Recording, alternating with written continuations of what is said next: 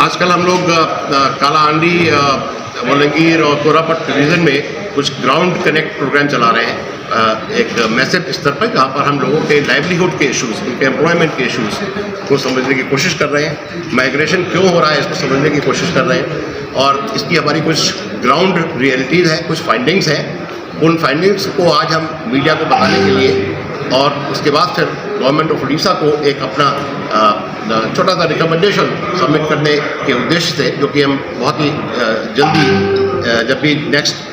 Earliest opportunity होगी उस पर हम करेंगे, इसी को बताने के लिए हमने आज ये प्रेस कॉन्फ्रेंस किया है। और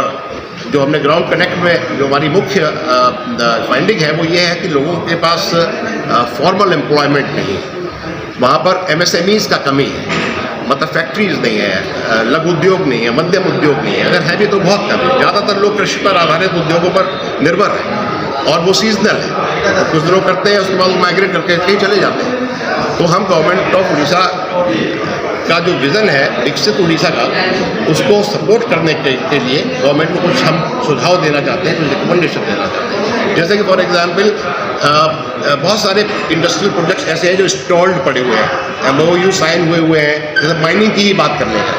वो माइनिंग मिनरल रिच स्टेट है, उड़ीसा एक मिनरल रिच स्टेट है और मिनरल की बहुत बड़ी संभावनाएं हैं। अगर हम कोई नया अप्रूवल नहीं चाहिए, अगर हम उन्हीं अप्रूव्ड प्रोजेक्ट्स को ही ये इम्प्लीमेंटेशन का जो भी इशू है इसको अगर एड्रेस करते हुए अगर हम उसको ओपन अप कर देते हैं तो 25,000 जॉब्स उस रीजन के लोगों के लिए इंस्टेंट क्रिएट हो सकते हैं इसी फाइनेंशियल ईयर में, और टोटल उसका वॉल्यूम 35,000 है और उससे 4 गुना इनडायरेक्ट जॉब्स क्रिएट हो सकते हैं। पूरा एक पेरिफेरल डेवलपमेंट हो सकता है, पूरा एक इकोनॉमिक इकोसिस्टम डेवलप हो सकता है, जहाँ पर आपका जो कलेक्ट कर रहे हैं और उनके लाइवलीहुड के इश्यूज़ को समझ रहे हैं।